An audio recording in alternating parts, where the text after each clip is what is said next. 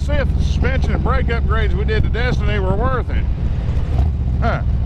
Well, I'm going to let the cat out of the bag here, and I'm going to tell you straight from the heart. Hell yes, they were. I mean, wow. I've done a lot of suspension work on a lot of different bikes. I've ridden bikes that's had a lot, and I mean some high-end suspension stuff put on it, and the benchmark is pretty high there. The expectation was rather mediocre considering, you know, the crudeness of what we were working with. But holy shit balls, Batman.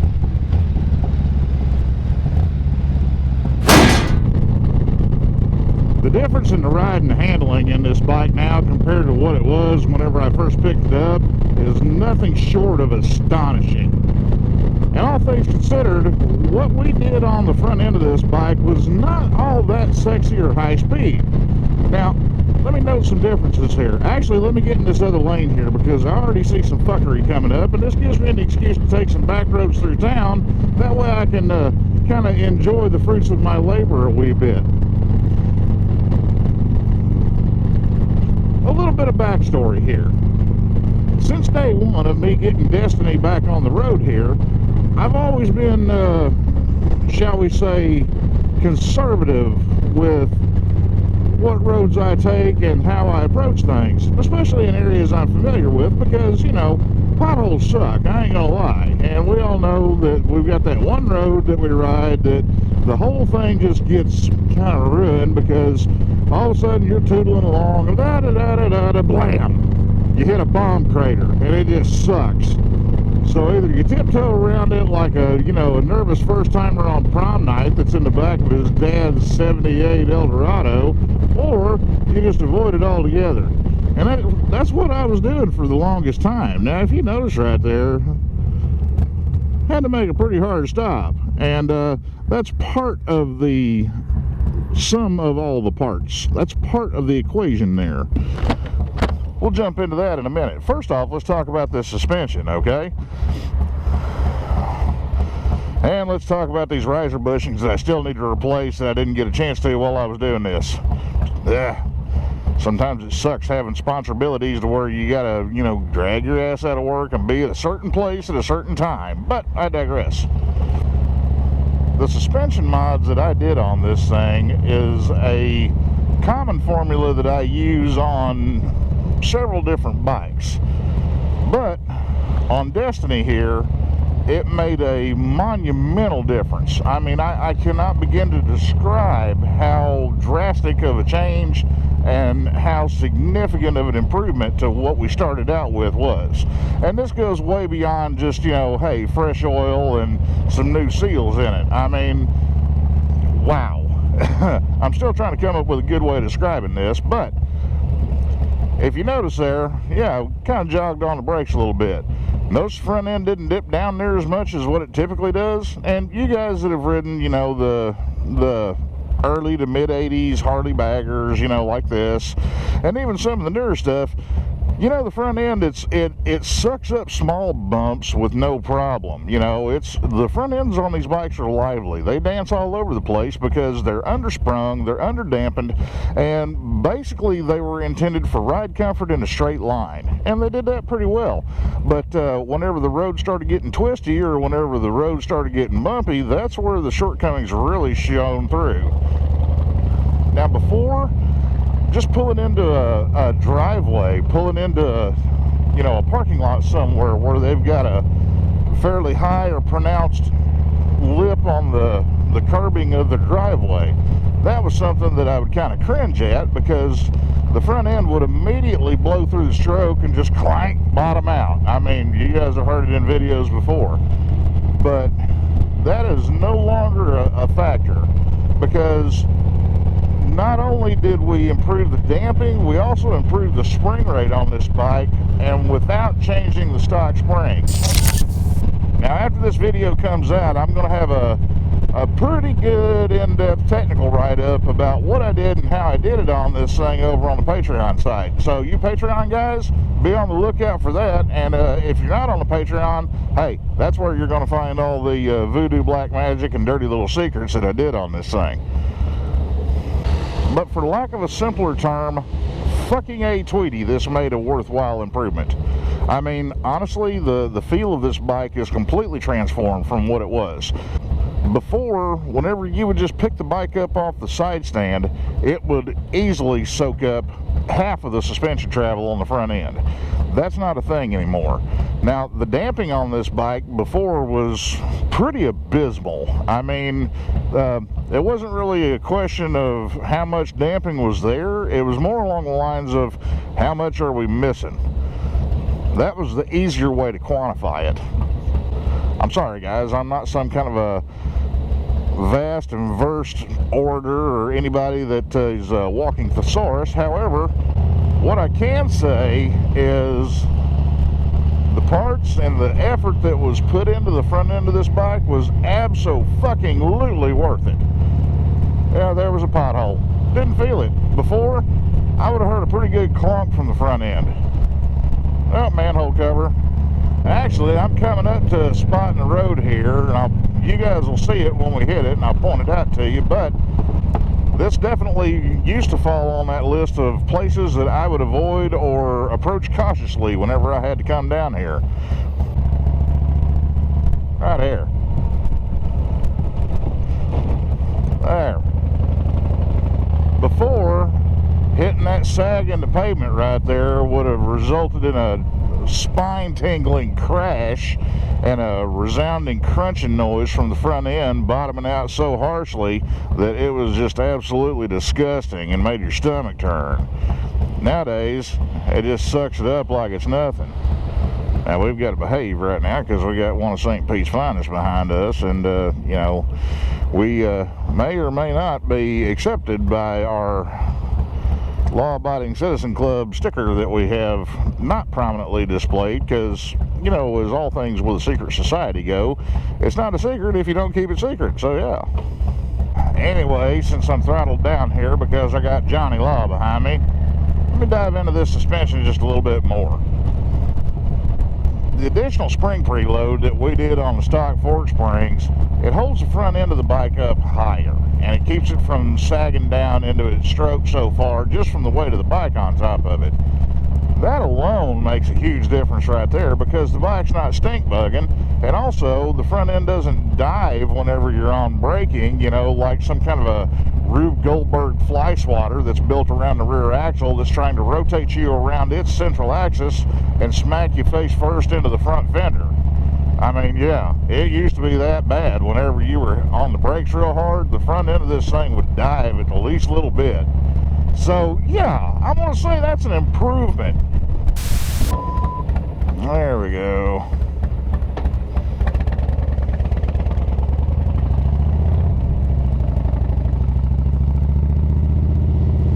A few moments later. Alright, we got places we got to be at, namely work. But, like I was saying, guys, the difference in the suspension on this thing, it's literally mind-blowing. Because before, I had to tiptoe around and avoid problem areas that I was aware of, and also just kind of accept the fact that, hey, big clunky bike, big clunky suspension, big clunk, clunk, clunk.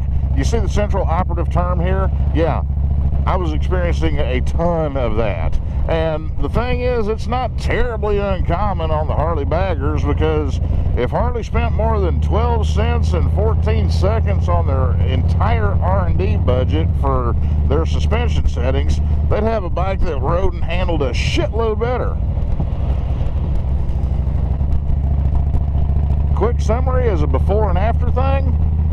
Wow. Yeah, wow, well worth the time and money invested, which in all honesty wasn't a whole hell of a lot of money if you want to, you know the truth of it, especially considering how much some of the suspension guys out there are charging megabucks for the services they offer. And kind of makes you start to think, what kind of service is it that they're actually offering at those prices? The biggest difference now is, yes, the front end's a lot firmer than what it used to be. It's firm without being harsh. It's taut, but it maintains a pretty high level of conformability, you know, with how it follows the surface of the road and how it reacts to not only small bumps but also big hits like potholes, manhole covers, square edges, things like that. The biggest difference that I've noticed on this thing, just from the suspension side of it, and maybe this is a bit of a placebo effect, but hey, I'll take it. Any of you guys that's ever ridden the 80s, 90s FL platform bikes like Destiny here, you know, electric glides, ultra classics, things like that, you are familiar with what they call the FL weave. And what that is that's kind of a twitchy, floaty sensation that these bikes have while traveling in a straight line, because of the way the motor and drive line is floated on the rubber motor mounts inside the chassis. Now, it's not totally floating on rubber, but still, there's a certain amount of deflection there that lets that shit move around, and it lets them dance and weave and wiggle a little bit. And Destiny here was not immune to that. Some bikes I've noticed it more prevalent on, some bikes I've noticed it considerably less. But just from the front end of this bike being held up higher and the front end being held more stable, that twitchy wiggle weave, whatever you want to call it, that has diminished greatly. Like I said, maybe it's just a placebo effect, but I notice it. Now that we're out here where we can run a little bit, the ride quality on the slab here, I mean, it's still as good as it was. Actually, it's better than it was before because it's more controlled. We've got better damping, we've got better spring rate on this thing, like that little whoop out right there. Usually that used to, you know, use up a lot of the suspension, and, you know, it kind of take a few seconds to settle down from it and all that. Now, no big deal. Like I said, this thing attacks bumps nowadays with zero fucks given whatsoever. It don't care. Bring that shit on, baby. As far as the ride comfort level goes, dude, I mean, I can park my ass on top of this for hours at a time and have no complaint whatsoever. Now, like I said before, the ride on this thing, it's more taut, it's more firm than what it was, but it's not to the point of being uncomfortable. It's a lot more controlled, and it's actually a lot more planted and a lot more settled, both in a straight line and also whenever you're going through a corner, like if you're having to change lines mid-corner, things like that. The front end doesn't pack up, it doesn't stutter. It still follows and lets the bike move and do what it needs to do to be able to conform to the road surface, but it just does everything an order of magnitude better than what it did before. Ride comfort is better, bump management is better, and also, we did a lot more than just suspension stuff on here. We did a little bit of brake work too. Guys, holy shit.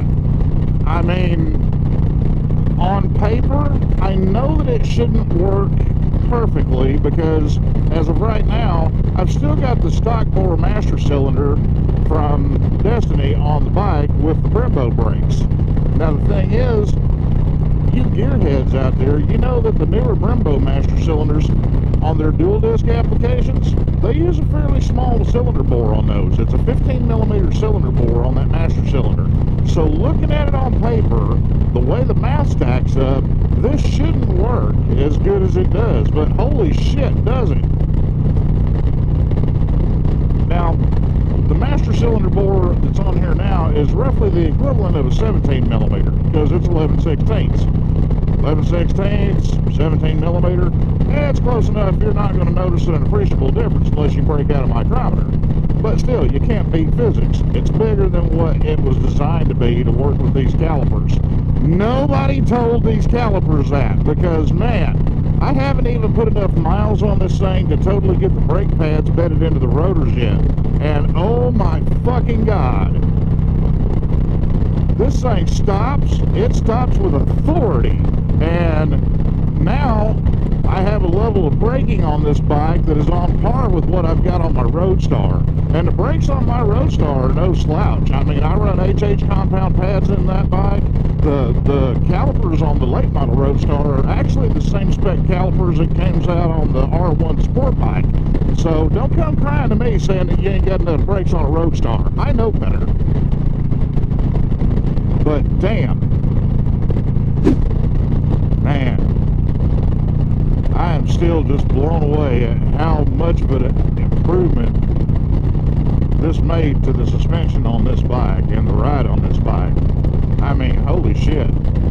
Over here in the two right-hand lanes on this side of the bridge before, usually it would have this thing floating around like a bucking bronco, you know, outside of a old decrepit Dollar General store. You know the one I'm talking about, okay? The one that makes all the horrible squeaky noises, and you got to drop a couple of quarters in it to get it going, and the kids just love it for whatever reason. I mean, yeah, it was like that before, but now, holy shit, man. The improvement of the braking on this bike is mind-boggling, because before, with the stock single piston floating calipers that these bikes all came with, the Road Kings, Softails, pretty much everything that Harley ever put hydraulic brakes on, from the late 70s up to the early 1000s, whenever they made the jump over to the 4-piston calipers, you guys know just how miserable these brakes really were. And I mean, damn. One finger braking is now the order of the day. Two finger braking, that is whenever things have gone wrong and you need to avoid things at a high rate of speed. Actually, you need to shed speed at a high rate. I said that backwards. But yeah, like I said, I don't even have enough mileage on this thing to have the pads bedded into the rotor all the way yet. And the difference in the stopping power is just insane. And the thing is, you've got good linearity, you've got good feel and feedback, so you know what the front brakes are doing. They're just doing so much more with so much less. 10 of 10. Would absolutely recommend. Am I happy? Oh, hell yeah, I'm happy. Oh, shit. We got traffic every damn where. Stadies and locals both rolling cherries and berries. Guys, forgive me. I've been focusing on driving rather than explaining to you guys just how geeked up I am about all the stuff that we improved on this bike. The cool thing is, this bike still looks stock, and that was the main goal, is to any improvements that we made to keep it looking original as possible. I'd say we hit that one solidly square in between the eyes. But man, the improvement in the ride and the handling on this bike and the stopping ability is nothing short of breathtaking. I mean, y'all know me, I'm a cheap bastard, alright? But I would gladly pay for this again, all over again, just to have this level of improvement on the suspension. I mean, this thing, now don't get me wrong, I don't like my bikes to where they're just uber plush and Cadillac smooth. I like it to be a little on the firm side, but still not be harsh.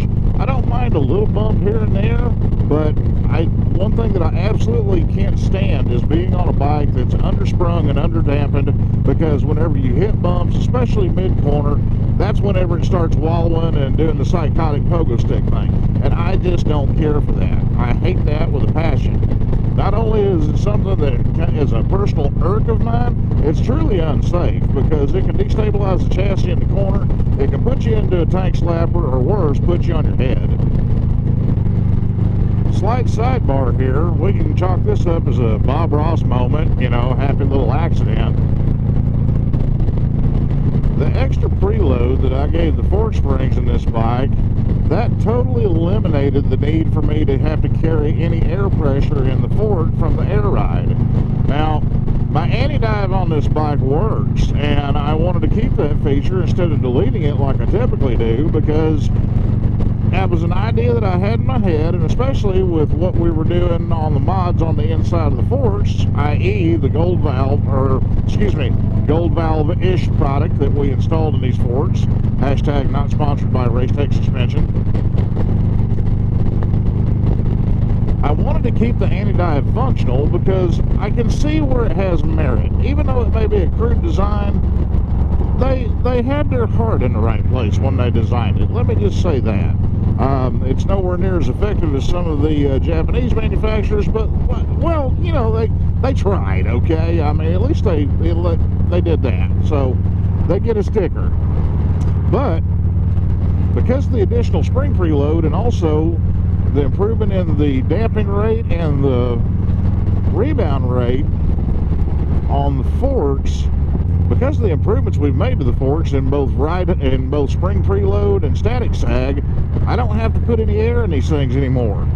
But I didn't block the system off either, so I've still got the ability to where if me and the wife unit have this thing loaded to the gills and doing some road miles, if I need to, you know what, I can pump them up. And also I've still got the anti-dive feature that's in there and it's functional, and you know what, maybe it's just largely ineffective, and it probably is, but it's still there from 1988 and it's still on the job. That's got to count for something, right? I wanted to make sure I got this part on film because y'all are very familiar with the bump turning into the Burger King parking lot here on the quest for the mandatory breakfast burrito and Fat Kid Fuel. This is the litmus test. Here we go.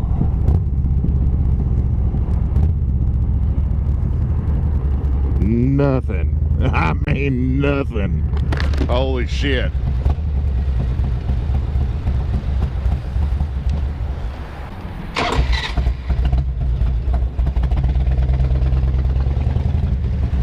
Suspension clump test number 2. The driveway.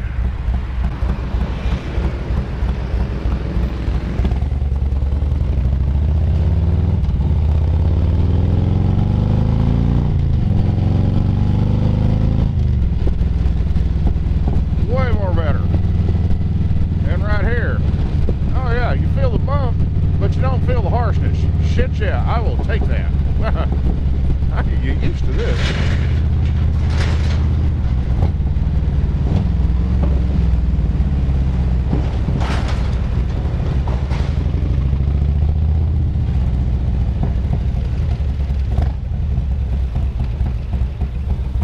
Another thing that I noticed is this bike feels a lot more confident now in slow speed maneuvers where you're, turning the bars real far, like parking lot maneuvers.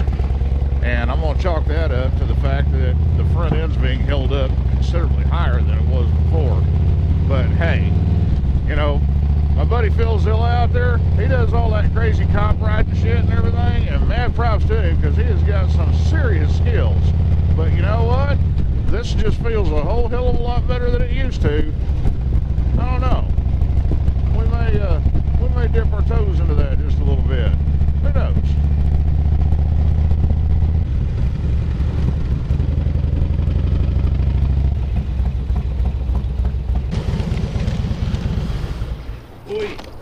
Hey, real quick, go ride this thing and go clobber the railroad tracks and shit like that.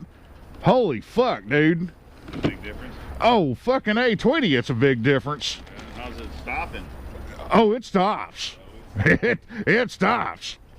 I mean, I ain't even got the pads batted in that thing all the way yet, and that bitch stops.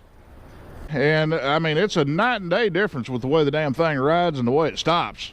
I mean, holy shit, it's different. Oh, I got twice the braking power now. And then some. Like, one finger braking is possible, 2 fingers is all you need. So where does that leave us at? Did we accomplish our goals with what we were trying to do with the suspension and brake upgrades on Destiny? Oh, hell yeah. Absolutely. I am 100% ecstatic with how that bike turned out. So now we got to do something about the rest of the upgrades that we have planned. And you guys have heard some of it. Some of it you ain't seen or heard nothing of yet. So stick around. Hang in there. Just wanted to take a minute to thank everybody for hanging out with us here for the past year here on the JTMJ channel. And from everybody at Joe the Mountain Jedi, the Wife Unit, Squid Boy, Brody the Wonder Mutt, Mom, all the Ride Factory crew here and family, I would really like to express our deepest gratitude and our heartfelt thanks for your support here in this past year. It means a lot. Your support and your patronage of the shop here at the Ride Factory in Ybor City, and your support and patronage of our Patreon site over there where we kind of take a little deeper dive into stuff. That's muchly appreciated from every single one of the members over there. And hey, it's growing every day. That's what I had hoped to be able to do with that, is to grow that knowledge base over there. Anyway, as you can see, the lights are turned off. I'm the only one still dumb enough to be here, and I'm fixing to remedy that. I'm gonna go home, kick my shoes off, and I'm gonna curl up to a good book and a damn good wife in it. Baby, I love you. I'm coming home soon.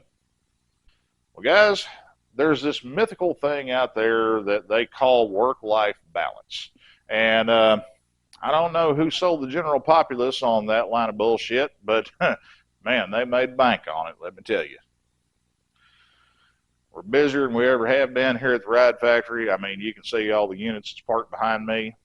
There's 2 of them here that are for sale. The rest of them stuff that's getting worked on.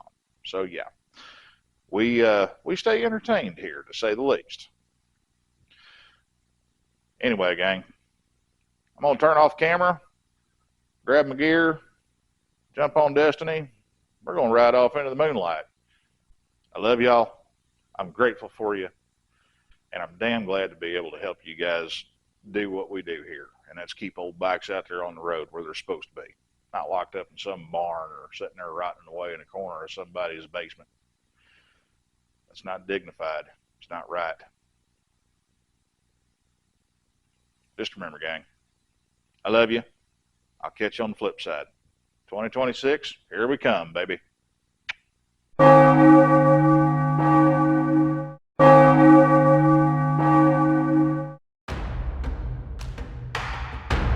Force will be with you, always.